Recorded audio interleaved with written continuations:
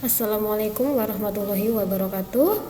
Selamat berjumpa lagi dengan pelajaran bahasa Indonesia. Anak-anak jangan lupa disiapkan dulu buku catatannya dan kita berdoa sebelum memulai pelajaran. Oke, materi untuk kesempatan hari ini kita akan mempelajari struktur teks persuasif. Jadi di pertemuan sebelumnya kita sudah mengetahui apa yang dimaksud dengan teks persuasif. Nah, sekarang kita akan mempelajari strukturnya.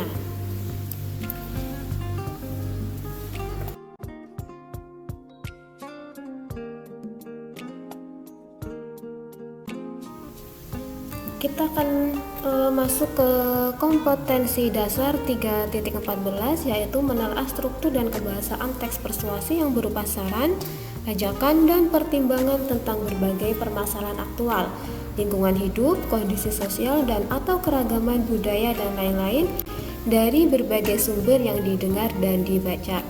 Kemudian, apakah tujuan kita mempelajari materi ini? Tujuannya adalah agar kamu diharapkan mampu menelaah struktur dan aspek kebahasaan teks persuasi yang berupa saran, ajakan, dan pertimbangan tentang berbagai permasalahan aktual dari berbagai sumber yang kamu dengar dan baca.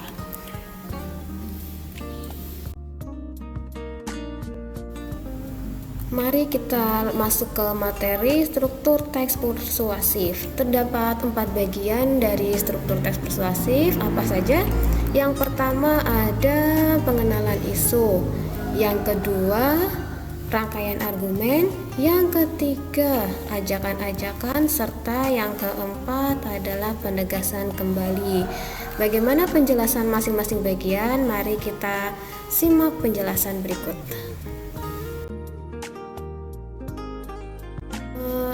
Ini ada 4 bagian ya, seperti yang sudah tadi disebutkan. Yang pertama ada pengenalan isu. Apakah itu pengenalan isu? Pengantar atau penyampaian tentang masalah yang menjadi dasar tulisan atau pembicaraan. Jadi di bagian ini kita bermaksud untuk mengenalkan isu atau masalah yang menjadi dasar tulisan atau pembicaraan. Kita kenalkan dulu di bagian awal ini. Kemudian yang kedua, ada rangkaian argumen. Isinya ada sejumlah pendapat terkait isu serta fakta untuk memperkuat argumen. Jadi di bagian pertama tadi kita sudah menyampaikan suatu isu. Nah, kita memiliki beberapa pendapat untuk memperkuat argumennya. Nah, di bagian ini kita juga memberikan beberapa fakta agar argumen kita semakin kuat. Nah, di bagian yang ketiga ini ada pernyataan ajakan yang berisi dorongan kepada pembaca untuk melakukan sesuatu. Nah, setelah tadi di bagian kedua kita memberikan beberapa pendapat, di bagian yang ketiga ini saatnya kita memberikan ajakan, memberikan bujukan atau dorongan kepada pembaca atau pendengar agar melakukan sesuatu.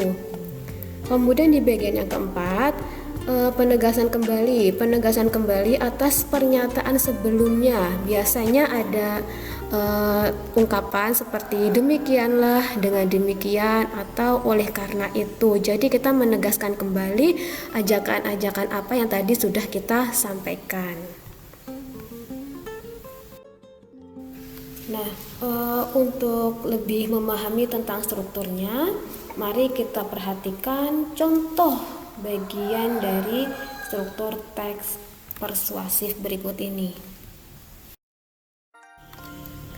Contoh yang pertama untuk bagian pengenalan isu. Berikut ini adalah sebuah paragraf tentang bagian pengenalan isu. Nah, silakan dibaca.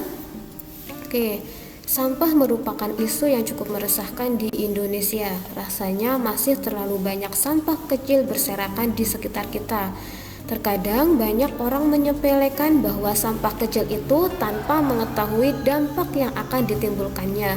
Sekecil apapun sampah ya sampah. Jadi di bagian pengenalan isu ini kita memperkenalkan, kita menyampaikan bahwa sampah masih menjadi hal yang cukup meresahkan di Indonesia, atau bahwa Indonesia itu masih bermasalah dengan yang namanya sampah. Nah, dari pengenalan isu ini nanti kita akan mengetahui bahwa di paragraf-paragraf berikutnya atau di bagian berikutnya berarti akan membahas tentang sampah.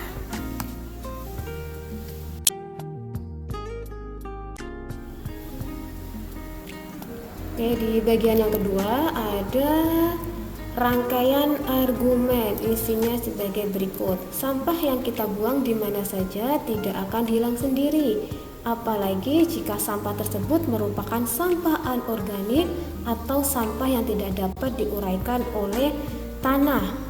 Namun bukan berarti kita dapat membuang sampah organik kemana saja. Sampah terurai tetap tidak akan menghilang secara instan. Membuang sampah di mana saja tetap beresiko mengundang penyakit yang tidak diinginkan. Belum lagi dampak langsung yang membuat kita tidak nyaman. Baunya akan sampai ke hidung kita juga yang membuangnya. Sebelum mengeluh, sekeluhkan diri sendiri yang tidak membuang sampah ke tempatnya. Tadi di bagian awal kita menyampaikan isu terkait masalah sampah. Nah, di sini ada beberapa masalah sampah yang dikemukakan, bahwa yang pertama, sampah yang kita buang di mana saja tidak akan hilang sendiri, terutama sampah anorganik atau sampah yang tidak dapat diuraikan oleh tanah. Nah, bukan hanya sampah anorganik, tapi juga sampah organik itu pun kita tidak bisa membuangnya sembarangan karena tidak langsung terurai secara instan. Membuang sampah di mana saja tetap memiliki resiko mengundang penyakit. Nah, belum lagi ini disampaikan juga dampak langsung yang membuat kita tidak nyaman. Apa dampaknya? Bau dari sampah yang membuat hidung kita tidak nyaman.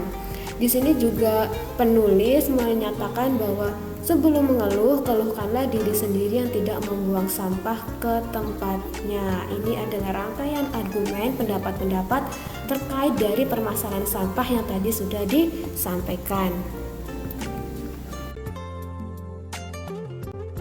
Di bagian ketiga ada pernyataan ajakan. Nah, di sini penulis akan mulai mengajak pembaca untuk melakukan sesuatu. Contohnya, oleh karena itu, buanglah sampah pada tempatnya.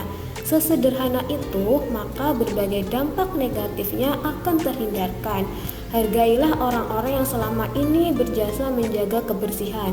Mereka bangun dan bekerja jauh lebih awal dari kita. Kedinginan, kelelahan karena ulah kita yang membuang sampah sembarangan. Nah, sudah tampak ya di sini bahwa penulis mengajak kita untuk membuang sampah pada tempatnya. Nah, ini ada kata-kata imperatif atau perintah, buanglah sampah pada tempatnya. Nah, kemudian ada juga hargailah orang-orang yang selama ini berjasa menjaga kebersihan.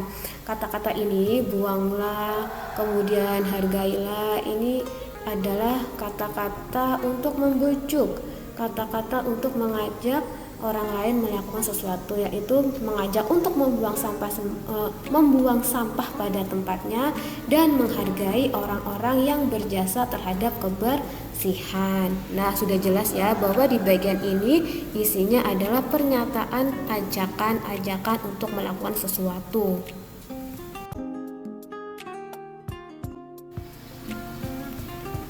Di bagian yang keempat ada penegasan kembali. Seperti apa contohnya?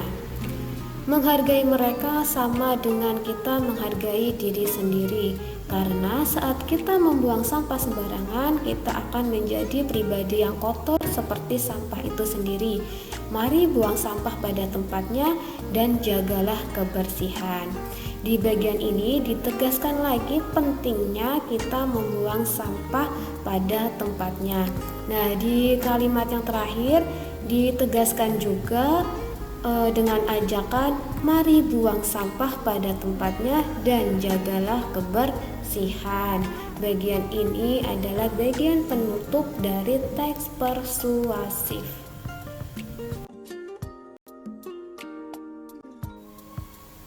Oke anak-anak, setelah tadi kita mempelajari struktur teks persuasif, nah saatnya kita melakukan aktivitas hari ini. Apa aktivitasnya? Yang pertama, bacalah teks berjudul Internet dan Haki di buku paket halaman 187 sampai 188. Silakan diambil buku paketnya dan buka halaman 187. Di situ nanti kalian akan menemukan teks dengan judul Internet dan Haki. Kemudian baca teks tersebut. Setelah dibaca dan dipahami isinya, petakanlah struktur teks tersebut dengan jelas dan tepat. Kalian mencari bagian-bagian struktur teks persuasif dari teks yang berjudul Internet dan Haki.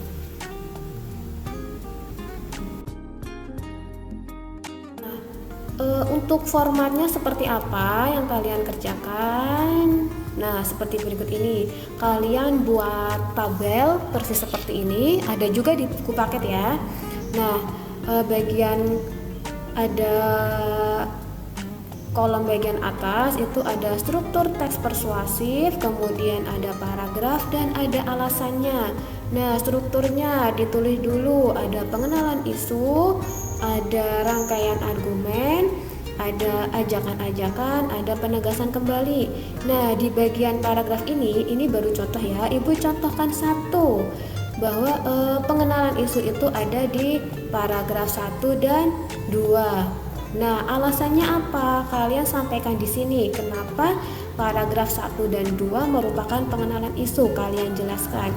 Misalnya, paragraf 1 dan 2 berisi pengantar atau penyampaian mengenai masalah yang akan menjadi dasar tulisan, yaitu Internet dan Haki. Nah, karena di bagian paragraf 1 dan 2 mengenalkan Internet dan Haki, maka bagian pengenalan isu itulah ada di paragraf 1 dan 2. Nah, begitu juga dengan rangkaian argumen, kalian cari ada di paragraf berapa, alasannya apa, kenapa menurut kalian paragraf tersebut adalah bagian dari rangkaian argumen. Kemudian ajakan-ajakan ada di bagian mana, alasannya apa, kemudian penegasan kembali juga paragraf keberapa dan alasannya apa kalian tuliskan. Oke. Silakan kalian lakukan aktivitas hari ini.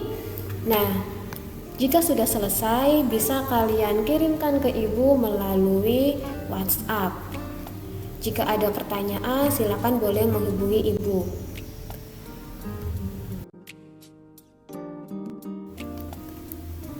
Oke anak-anak, untuk materi ini ibu cukupkan. Terima kasih atas perhatiannya. Nah, jangan lupa aktivitas yang tadi ibu sampaikan silakan langsung kalian kerjakan, dan jika sudah selesai langsung kalian kirimkan. Jangan lupa ibu sampaikan bahwa belajar itu bukan soal bisa atau tidak bisa, tapi mau atau tidak mau. Semua orang pasti bisa belajar, tapi tidak semua orang mau belajar. Yang mau belajar berarti adalah mereka yang mau sukses. Oke anak-anak, sekali lagi ibu ucapkan terima kasih. Wassalamualaikum warahmatullahi wabarakatuh.